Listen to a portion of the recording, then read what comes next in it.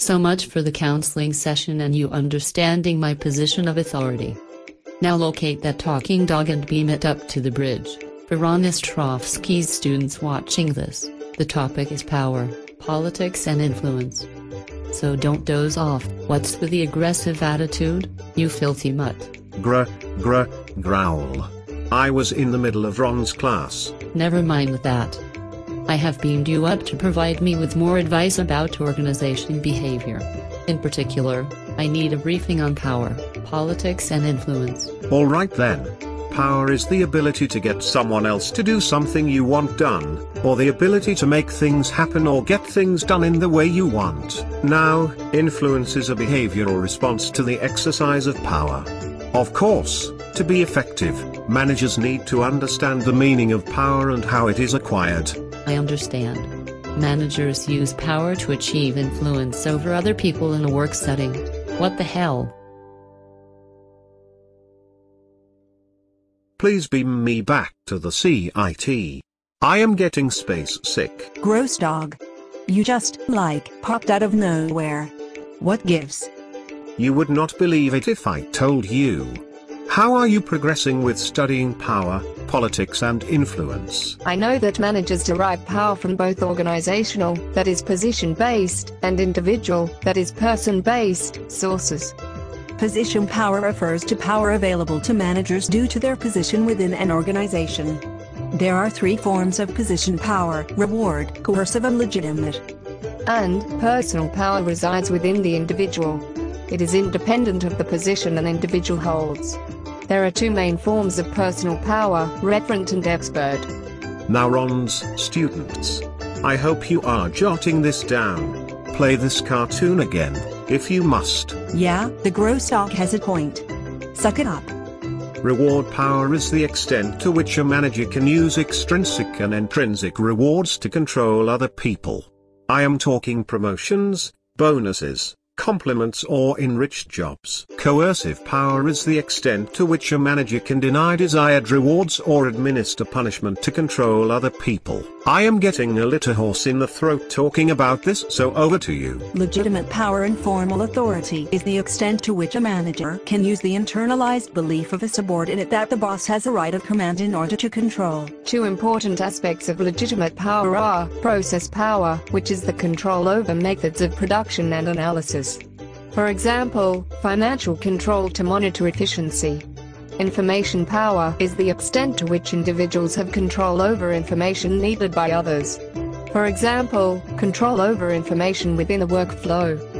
Now let's expand on personal power.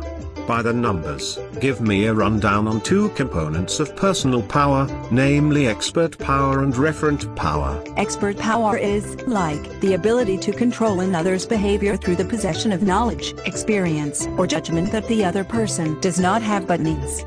And referent power is the ability to control another person because that person wants to identify with the power source. Yes, in this instance, employees would obey the boss because they want to behave, perceive or believe as the boss does. You girls have it nailed. Very well done. So where are you off to, in that fancy suit? Delighted my life. I'm off to work and then the CIT. At class we're covering power, politics and influence. So what are the Milgram Experiments? You don't bloody know, do you?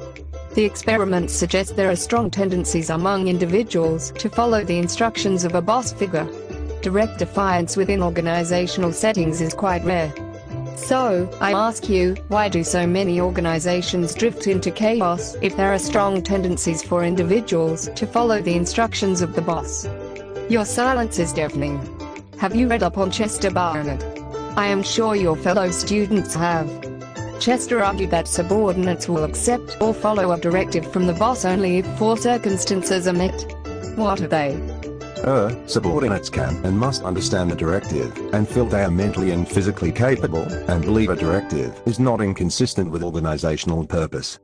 Looks like some coercive power worked on you to direct you to study. All Ron's student needs someone like me to push them along. Now get out of here. Are you ready for class? Ready as I ever would be. Hey, just in case Ron asks us during his session, how does a manager influence the behavior of his superiors and his subordinates? Managing with power means recognizing that there are varying interests in almost every organization. It also means determining how various individuals and groups perceive issues.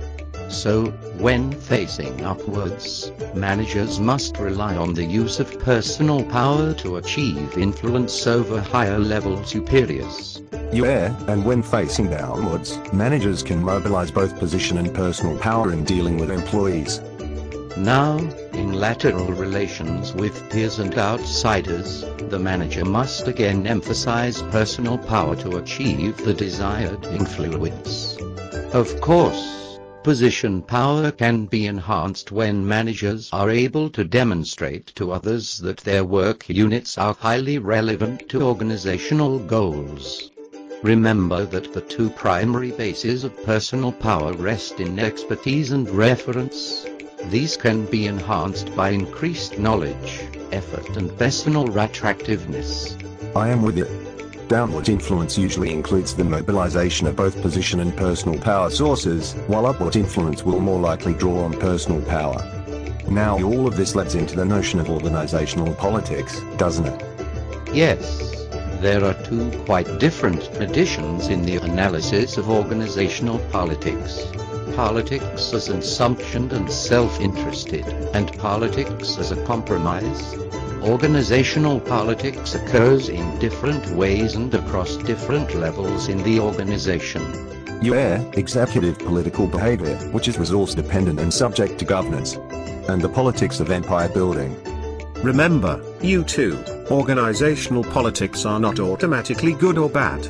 It could help managers to overcome their inadequacies, cope with change, or substitute for authority. Political behavior is beneficial when effective in achieving organizational goals, and overcoming the weaknesses of managers, or of the system and processes in the organization. Managers need to develop high-trust relationships and understand that trust involves taking an ethical stance.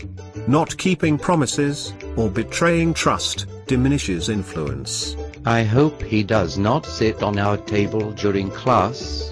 Better find a seat. I hear on Ostrowski in the corridor.